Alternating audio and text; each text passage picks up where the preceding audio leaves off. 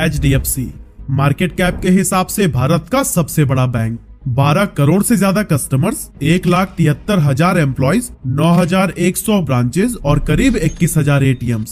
इन आंकड़ों से आपको अंदाजा तो लग ही गया होगा कि ये बैंक कितना बड़ा है। लेकिन क्या आपको पता है इसे शुरू किसने किया था? अपना बचपन एक छोटी सी चौल में बिताने वाले हसमुख भाई ने। लेकिन किस तरह इस गरीब लड़के ने वर्ल्ड की one of the largest bank बना डाली, सब कुछ हम बहुत डिटेल में जानने वाले हैं आज के इस वीडियो में।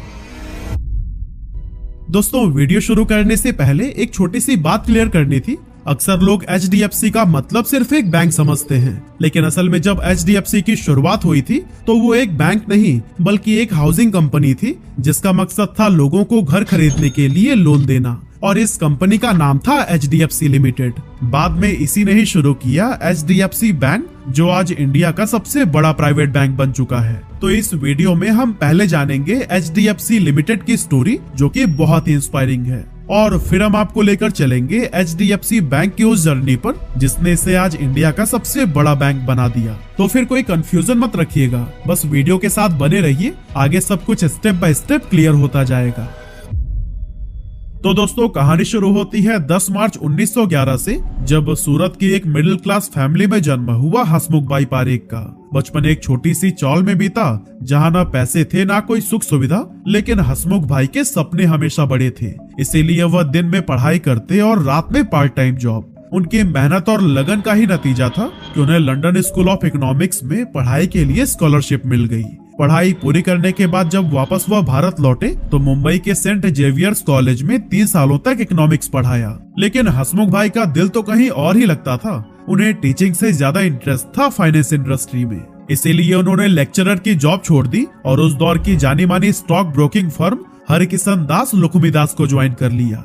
यही वो जगह थी जहां उन्होंने इंडियन फाइनेंशियल मार्केट को गहराई से समझा, और यहीं से शुरू हुआ उनका असली सफर। फिर आया साल 1956, जब पारेख साहब ने ICICI को डेप्यूटी जनरल मैनेजर के रूप में ज्वाइन किया। और फिर उनकी मेहनत और लीडरशिप का असर ये हुआ कि सिर्फ 16 साल बाद ही, यानी कि 1972 में उन्हें ICICI का चेयरमैन एंड मैनेजिंग डायरेक्टर बना दिया गया। यहाँ काम करने के दौरान उन्होंने देखा कि उस टाइम पर बैंक सिर्फ बड़े बड़े इंडस्ट्रियलिस्ट और रिच बिजनेसमैन को ही लोन देने में इंटरेस्टेड थे, लेकिन एक आम इंसान और एक मिडिल क्लास एम्प्लॉय जो अपना खुद का घर बनाना चाहता था, उसके लिए होम लोन लेना ऑलमोस्ट इम्पॉसिबल था। उस टाइम इंडिया में कोई भी ऐसा स्ट्रक्चर्ड होम लोन सिस्टम ही नहीं था जो कि आम लोगों को आसानी से लोन दे सके। मतलब अगर किसी मिडिल क्लास इंसान को अपना घर बनाना होता तो या तो वो पूरी जिंदगी पैसे बचाता और बुढ़ापे में जाकर एक छोटा सा घर बना पाता, या फिर लोग पूरी जिंदगी किराए के घर में ही गुजार देते थे। दूसरी तरफ अमेरिका और यूरोपियन देशों में लोग अपनी जवानी में ही होम लोन लेकर घर खरीद लेते थे। ऐसे में हसमुख भाई पारेख को यह रियलाइज हुआ कि अगर फॉरेन कंट्रीज में होम लोन सिस्टम इतना स्मूथली चल सकता है तो फिर इंडिया में क्यों नहीं। बस फिर क्या था, उन्होंने डिसाइड कर लिया कि एक ऐसा इंस्टीट्यूशन बनाएंगे जो कि आम लोगों को आसानी से होम लोन्स दे सके। इसके बाद साल 1976 में ICICI से रिटायरमेंट के बाद उन्होंने इस ड्रीम पर काम करना शुरू कर दिया। लेकिन जब वो ये आइडिया लेकर उस टाइम के finance secretary doctor Manmohan Singh के पास पहुंचे तो जवाब आया, ये कॉन्सेप्ट इंडिया के लिए बिल्कुल नया है और सक्सेस की कोई गारंटी भी नहीं है। मतलब साफ था कि सरकार को भी इस प्रोजेक्ट की सक्सेस को लेकर काफी सारे डाउट्स थे। लेकिन दूसरी तरफ हसमुख भाई पारेख का मन बन चुका था और अब वो पीछे हटने वालों में से नहीं थे।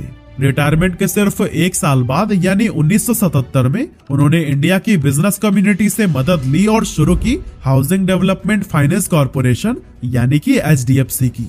लेकिन दोस्तों, ये कोई आम फाइनेंस कंपनी नहीं थी। इसका पर्पस सिर्फ एक ही था, हर भारतीय को उसका खुद का घर दिलाना। यह भारत की पहली हाउसिंग फाइनेंस कंपनी थी जो सिर्फ और सिर्फ होम लोन्स पर फोकस करती थी। लेकिन अब इस नए वेंचर को सक्सेसफुली चलाने के लिए एक विजनरी और हाईली स्किल्ड लीडर की जरूरत थी। इसीलिए हसमुख भाई पारेख ने अपने भतीजे दीपक पारेख को HDFC से जुड़ने के लिए इनवाइट किया। असल में दीपक पारेख ने Institute of Chartered Accountants in England and Wales से CA की पढ़ाई की थी और उस टाइम वो चेज मैनहट्टन बैंक में एक हाई पेइंग जॉब कर रहे थे। असल में चेज मैनहट्टन बैंक को ही अब JP मॉर्गन चेज के नाम से जाना जाता है। दीपक पारेख को ग्लोबल फाइनेंस और बैंकिंग का जबरदस्त एक्सपीरियंस था और वो बहुत अच्छी खासी कमाई कर रहे थे। लेकिन इसके बावजूद जब हसमुख भाई ने उन्हें एचडीएफसी ज्वाइन करने के लिए कहा तो बिना किसी हिचकिचाहट के उन्होंने ये ऑफर एक्सेप्ट कर लिया। वापस इंडिया आने के बाद से दीपक पारेख जी जान से एचडीएफसी के साथ में लग गए, लेकिन ये सफर आसान बिल्कुल भी नहीं था। उस दौर में लोग लोन लेने से डरते थे। लोगों को लगता था लोन मतलब कर्ज, और कर्ज तो बुरा होता है। समाज में कर्जदार होना शर्म की बात मानी जाती थी। ऊपर से लोगों को बैंक्स और फाइनेंशियल इंस्टीट्यूशंस पर भरोसा ही नहीं था, क्योंकि उनका मानना था कि ये सब तो बस अमीरों के लिए बने हैं, हम मिडिल क्लास वालों के लिए नहीं। मतलब कि ज्यादातर इंडियंस मेंटली रेडी ही नहीं थे ये मानने के लिए कि लोन लेकर भी घर बनाया जा सकता है। अब दीपक पारेख के सामने सबसे बड़ा सवाल था, लोगों का ये माइंडसेट बदलेगा कैसे। इसके लिए उन्होंने 3 बड़े स्टेप्स लिए।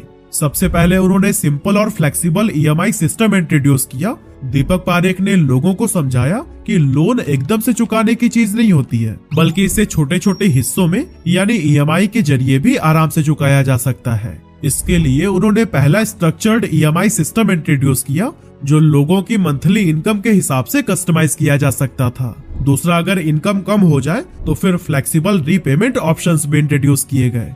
और तीसरा, एचडीएफसी ने लोन की रीपेमेंट पीरियड 15 से 20 साल तक की रखी, ताकि ईएमआई कम आए और ये लोगों पर बोझ न बने।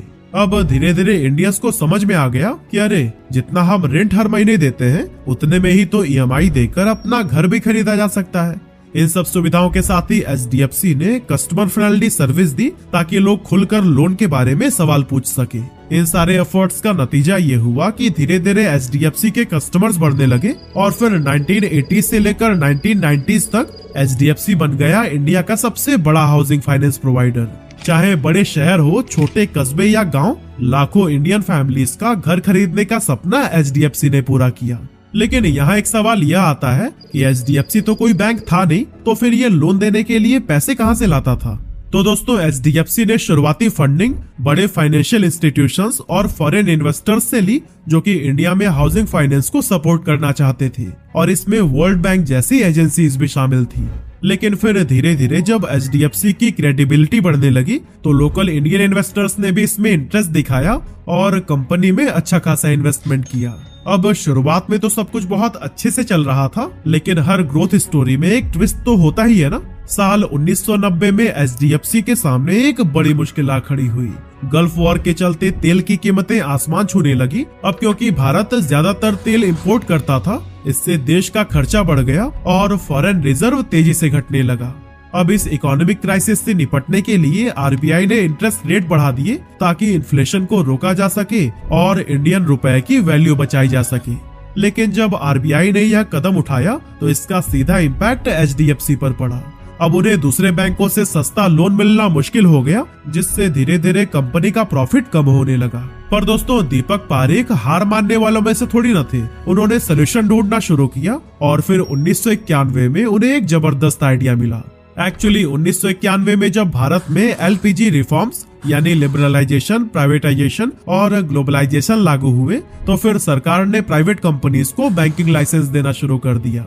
अब दीपक पारेख ने इस मौके को एक जबरदस्त अपॉर्चुनिटी की तरह देखा। उन्होंने सोचा कि अगर हम अपना खुद का बैंक बना लें तो हमें इन्वेस्टर्स या दूसरे बैंकों से लोन मांगने की जरूरत ही नहीं पड़ेगी। हम खुद ही लोगों से डिपॉजिट्स लेंगे और उन्हीं पैसों से कम इंटरेस्ट रेट पर लोन दे पाएंगे।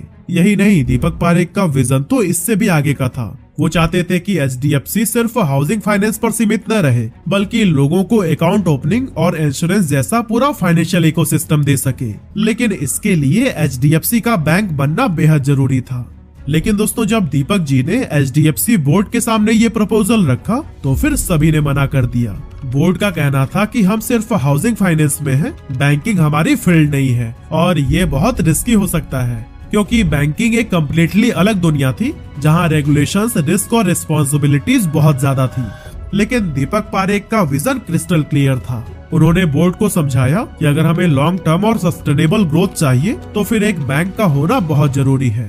काफी कोशिशों और डिस्कशंस के बाद आखिरकार दीपक पारेख बोर्ड को कन्विंस करने में कामयाब तो हो गए, लेकिन बोर्ड ने हाँ बोलने से पहले 2 शर्तें रखी। सबसे पहली शर्त थी कि एचडीएफसी की एग्जिस्टिंग टीम नए बैंक को नहीं संभालेगी। ये बैंक एक कम्प्लीटली न्यू लीडरशिप और इंडिपेंडेंट मैनेजमेंट के साथ में चलेगा। दूसरी शर्त थी कि दीपक पारेख खुद डे टू डे ऑपरेशंस में एक्टिवली शामिल नहीं होंगे, वो सिर्फ गाइडेंस देंगे जब जरूरत होगी। अब ये शर्तें थोड़ी सख्त जरूर थी, लेकिन पारेख जी को पता था कि अगर सही लीडर मिल गया तो फिर ये बैंक इंडिया में गेम चेंजर साबित होगा। और फिर इसी भरोसे के साथ 1994 में HDFC बैंक की नींव रखी गई। लेकिन अब सवाल था कि इस बैंक को चलाएगा कौन, क्योंकि इसके लिए किसी एक ऐसे लीडर की जरूरत थी जो न सिर्फ बैंकिंग सेक्टर को बल्कि इंडियन मार्केट की कॉम्प्लेक्सिटी को भी अच्छे से समझता हो। और फिर इसके लिए दीपक पारेख ने आदित्य पुरी को चुना, जो कि उस समय सिटी बैंक मलेशिया के CEO थे। अब दोस्तों यहाँ पर आदित्य पुरी भी एक हाई पेइंग, स्टेबल और कंफर्टेबल जॉब में थे, लेकिन दीपक पारेख जानते थे कि पुरी जी के पास वो सारी क्वालिटीज हैं जो कि इस नए बैंक को चाहिए। अब किसी भी इंसान को सिटी बैंक जैसी स्टेब्लिश कंपनी छोड़कर एक बिल्कुल नए और रिस्की सफर में लाना आसान तो बिल्कुल भी नहीं था, लेकिन फिर भी दीपक पारेख जी ने उन्हें कन्विंस कर लिया। और इस तरह से सितंबर 1994 में आदित्य पुरी ने HDFC बैंक के CEO का पद संभाला, लेकिन उन्होंने एक शर्त भी रखा कि उनके डिसीजन में कोई भी दखलंदाजी नहीं करेगा। लेकिन दोस्तों जब आदित्य पुरी पहली बार अपना ऑफिस देखने के लिए पहुंचे तो फिर वो एकदम शॉक्ड रह गए, क्योंकि ना तो वहाँ चमचमाती कॉर्पोरेट बिल्डिंग थी, ना कोई एयर कंडीशन और लग्जरी सेटअप। असल में HDFC बैंक की शुरुआत मुंबई के सेंटोज हाउस में हुई थी, जहां टूटी फूटी कुर्सियां थी, अधूरा फर्नीचर और जगह जगह टेम्परेरी वुडन पार्टीशंस लगे हुए थे। असल में HDFC बैंक की जो पहली टीम बनाई गई थी उसमें बैंक ऑफ अमेरिका, न्यूयॉर्क की मेरिल लिंच और RBI जैसे वर्ल्ड क्लास इंस्टीट्यूशंस से टॉप प्रोफेशनल्स को हायर किया गया था, जो कि high rise buildings, glass cabin और मॉडर्न टेक सिस्टम्स के आदी थे।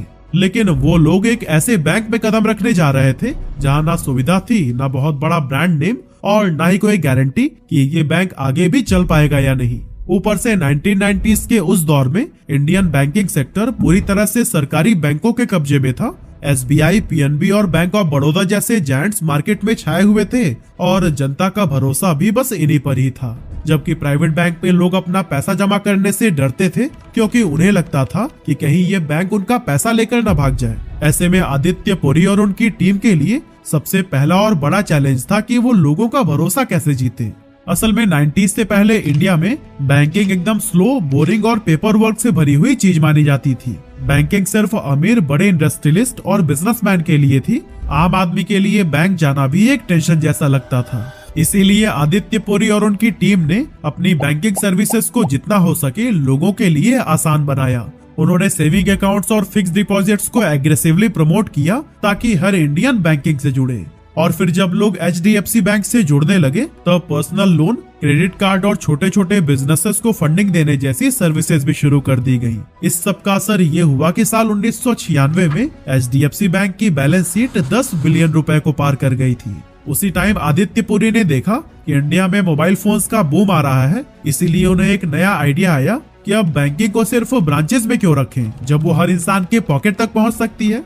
इसी सोच के साथ साल 2000 में HDFC बैंक ने पहली बार इंट्रोड्यूस किया SMS बेस्ड मोबाइल बैंकिंग। अब कस्टमर्स को ब्रांच जाने की जरूरत नहीं थी, बस एक SMS भेजिए और आपका balance check, mini statement, chequebook request और यहाँ तक कि डिटेल्ड अकाउंट स्टेटमेंट भी आ जाएगा। HDFC बैंक के इस कदम से बैंकिंग सुविधाएं पहले से और भी ज्यादा कन्वीनियंट और फास्ट बन गई, जिस वजह से ये बैंक धीरे धीरे लोगों की पहली पसंद बनने लगा। खैर, इस दौरान HDFC अपने ग्रोथ फेज को बहुत अच्छे से एंजॉय कर रहा था, लेकिन तभी साल 2008 में आई एक ऐसी तूफानी लहर जिसने पूरी दुनिया की इकोनॉमी को हिलाकर रख दिया, ग्लोबल फाइनेंशियल क्राइसिस। ये मंदी इतनी भयानक थी कि दुनिया के कुछ सबसे बड़े फाइनेंशियल इंस्टीट्यूशंस ही डूब गए। यहाँ तक कि लेमन ब्रदर्स, वॉशिंगटन म्यूचुअल और मेरिल लिंच जैसे बड़े नाम भी इस चपेट में आ गए थे। लेकिन ये क्राइसिस आया कैसे था?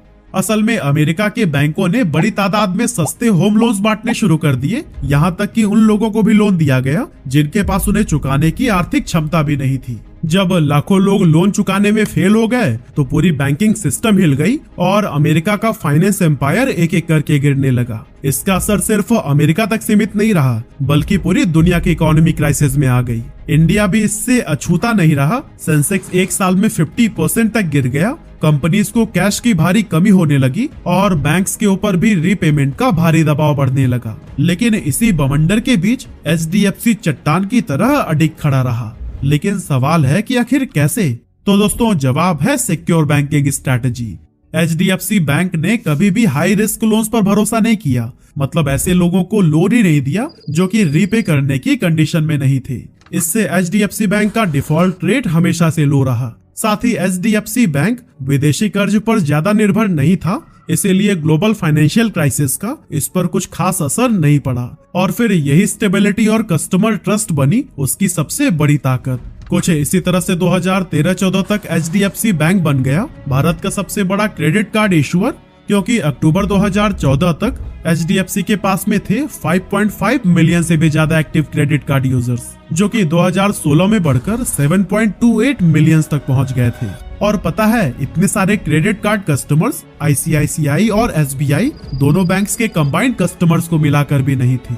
लेकिन फिर आया साल 2022 जब HDFC ने एक ऐसा फैसला लिया जिसने इसे बना दिया भारत का सबसे बड़ा बैंक। असल में उस टाइम तक HDFC लिमिटेड हाउसिंग फाइनेंस का लीडर था और HDFC बैंक रिटेल और कॉर्पोरेट बैंकिंग में टॉप पर था। लेकिन एक दिक्कत यह थी कि दोनों ही अलग अलग कंपनीज थी, जिस वजह से HDFC बैंक के पास अपने ग्राहकों का बहुत सारा कैश डिपॉजिट होने के बावजूद HDFC लिमिटेड उसका इस्तेमाल नहीं कर सकता था और उसे होम लोन देने के लिए डिपॉजिट्स महंगे रेट पर दूसरों से लेने पड़ते थे। लेकिन फिर इसी प्रॉब्लम को ही सॉल्व करने के लिए लिया गया एक विजनरी स्टेप। अप्रैल 2022 में दोनों जायंट्स ने अनाउंस किया कि वो मर्ज हो रहे हैं, क्योंकि HDFC बैंक और HDFC लिमिटेड दोनों एक साथ मिलकर फाइनेंशियल पावर हाउस बन सकते थे। अब क्योंकि ये भारत का सबसे बड़ा फाइनेंशियल मर्जर था, इसीलिए इन्हें कई सारे रेगुलेटरी अप्रूवल्स की जरूरत पड़ी। और फिर सारे प्रोसेस को पूरा करने के बाद 1 जुलाई 2023 को यह ऐतिहासिक मर्जर कंप्लीट हो गया। इस मर्जर के बाद से HDFC लिमिटेड का इंडिपेंडेंट अस्तित्व खत्म हो गया और उसके सारे कस्टमर, शेयर होल्डर्स और home loan account HDFC bank का हिस्सा बन गए। इस मर्जर के बाद से HDFC बैंक ने इतिहास रच दिया और ये बन गया इंडिया का सबसे बड़ा प्राइवेट बैंक और एसेट्स के मामले में स्टेट बैंक ऑफ इंडिया के बाद देश का दूसरा सबसे बड़ा बैंक, जिसकी बैलेंस शीट अब पहुंच चुकी है 37 लाख करोड़ रुपए के भी पार। अप्रैल 2024 तक HDFC बैंक की मार्केट कैपिटलाइजेशन थी $145 बिलियन, जो कि इसे इंडियन स्टॉक एक्सचेंज की तीसरी सबसे बड़ी कंपनी बनाती है। वैसे आपका अकाउंट किस बैंक में है, हमें कमेंट करके जरूर बताइएगा।